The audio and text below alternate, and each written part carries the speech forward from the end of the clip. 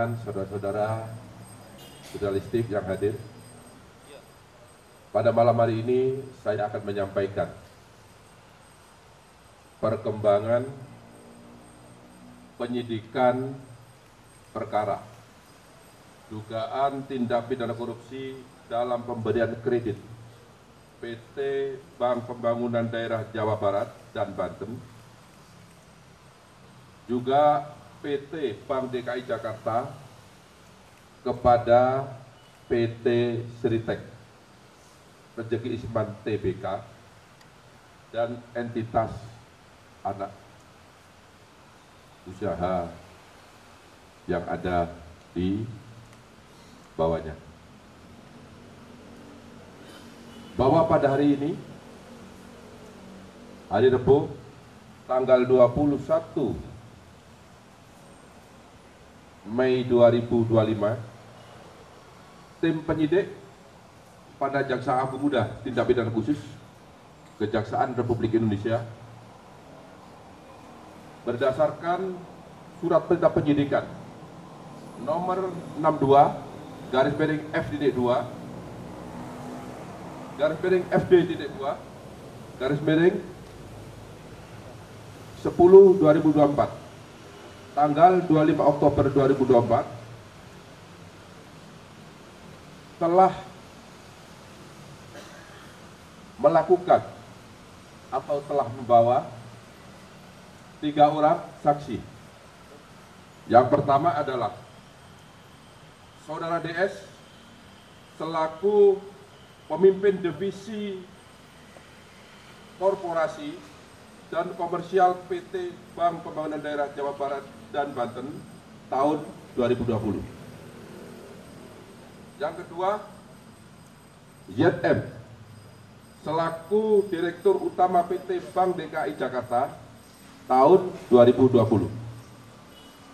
Kemudian yang ketiga adalah ISL selaku Direktur Utama PT Sri Rezeki Isman Tbk tahun 2005 sampai dengan tahun 2022. Yang bersangkutan dihadapkan kepada Jaksa Penyidik, kemudian dilakukan pemeriksaan di gedung Jampitsus Kejaksaan Republik Indonesia. Dan dalam pemeriksaan sebelumnya, penyidik sudah melakukan pemeriksaan terhadap 46 saksi, sebagaimana tadi yang telah disampaikan oleh Pak Kapus Penkum. Dan pada hari ini, penyidik juga melakukan pemeriksaan terhadap 9 saksi. Kemudian juga beberapa saat yang lalu, penyidik juga telah melakukan pemeriksaan terhadap 1 orang ahli. Setelah melakukan pemeriksaan terhadap para saksi tersebut di atas, penyidik memperoleh alat bukti yang cukup telah terjadi tindak pidana korupsi dalam pemberian kredit dari beberapa bank pemerintah kepada PT Sritek Rezeki Isman Tbk dengan nilai total outstanding atau tagihan yang belum dilunasi hingga bulan Oktober 2024 sebesar 3 triliun 588 miliar 650 juta 808 ribu rupiah, maaf, 28 rupiah, 57 sen. Dengan perincian sebagai berikut. Untuk Bank Jateng sebesar 395 miliar 663 juta 215.800 rupiah.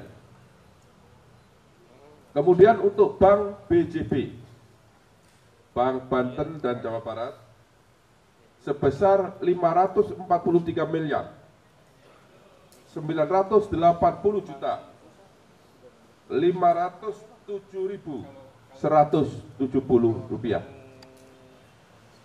Kemudian untuk Bank DKI sebesar Rp149 miliar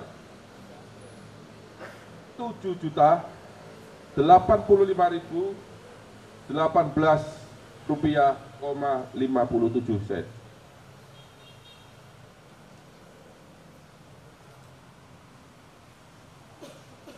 Kemudian yang keempat, yaitu bank sindikasi yang terdiri dari Bank BNI, Bank BRI, dan LPEI.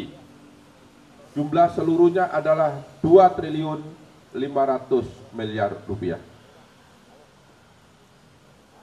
Selain pemberian kredit tersebut di atas, PT Sri Rejeki Isman Tbk juga mendapatkan pemberian kredit di bank swasta yang jumlahnya sebanyak 20 bank. Ini tidak saya sebut ya, karena banyak sekali, jumlahnya 20 bank. Adapun kasus posisi dapat kami jelaskan terhadap adanya pemberian kredit kepada PT Sri Rejeki Isman Tbk yang dilakukan secara melawan hukum dan mengakibatkan adanya kerugian keuangan negara, dapat disampaikan fakta-fakta sebagai berikut. Bahwa PT Sri Rejeki Isman Tbk merupakan perseroan terbatas yang beroperasi dalam bidang industri tekstil dan produk tekstil dengan komposisi kepemilikan saham yaitu PT Huddleston Indonesia sebesar 59,03% dan masyarakat karena sudah TBK sebesar 40,97%.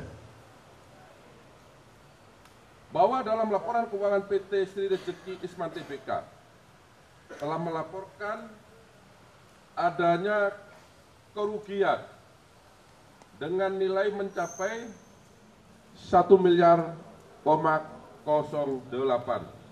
US dollar atau setara dengan 15,65 triliun rupiah pada tahun 2021. Padahal sebelumnya pada tahun 2020 PT Sri Rejeki Isman masih mencatat keuntungan sebesar 85,32 US dollar Amerika atau setara dengan 1,24 triliun. Jadi ini ada keganjilan dalam satu tahun mengalami keuntungan yang sangat signifikan, kemudian tahun berikutnya juga mengalami kerugian yang sangat signifikan. Inilah konsentrasi dari teman-teman penyidik. Kemudian PT Sri Rejeki Isman Tbk dan entitas anak perusahaannya memiliki kredit nilai total outstanding atau tagihan yang belum dilunasi hingga bulan Oktober tahun 2024 sebesar 3.588 miliar 650.808.028 rupiah, 57 sen. Utang tersebut adalah kepada beberapa bank pemerintah, baik bank himbara, yaitu himpunan bank milik negara, maupun bank milik pemerintah daerah. Selain kredit tersebut di atas, PT Sri Rejeki Isman Tbk juga mendapatkan pemberian kredit dari 20 bank swasta. Seperti tadi yang telah saya sampaikan. Kemudian, dalam pemberian kredit kepada PT Sri Rejeki Isman Tbk, JM selaku Direktur Utama PT Bank DKI dan DS selaku pimpinan divisi korporasi dan komisaris komersial PT Bank Pembangunan Daerah Jawa Barat dan Banten telah memberikan kredit secara melawan hukum karena tidak melakukan analisa yang memadai dan mentaati prosedur serta persyaratan yang telah ditetapkan. Yaitu salah satunya adalah tidak terpenuhinya syarat kredit modal kerja karena hasil penilaian dari lembaga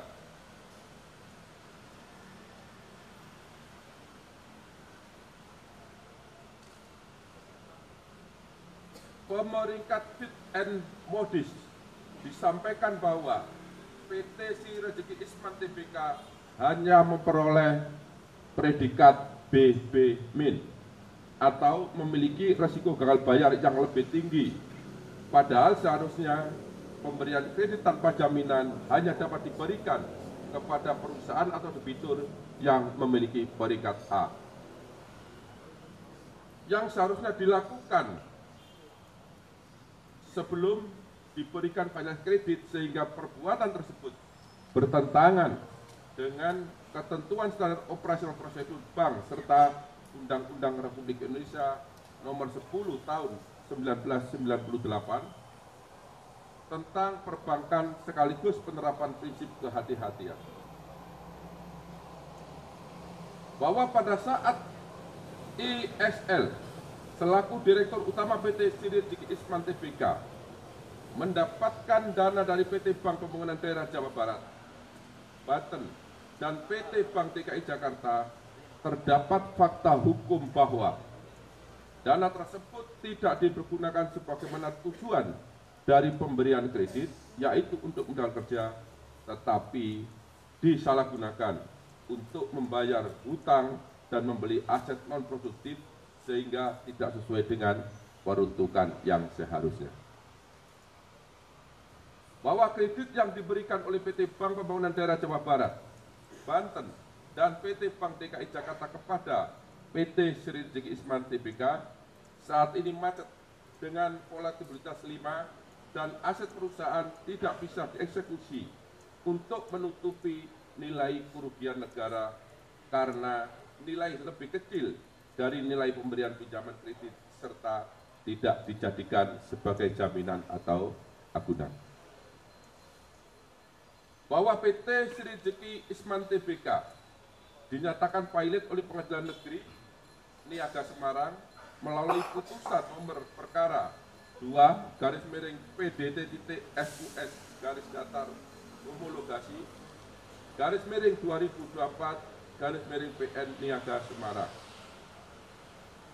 Bahwa akibat adanya pemberian kredit secara melawan hukum tersebut yang dilakukan oleh PT Bank Pembangunan Daerah Jawa Barat Banten dan PT Bank DKI Jakarta kepada PT Sri Rezeki Isman Tbk telah mengakibatkan adanya kerugian keuangan negara sebesar 692.592.188 dari total nilai outstanding atau tagihan yang belum dilunasi sebesar 3.538.808.028.027 rupiah.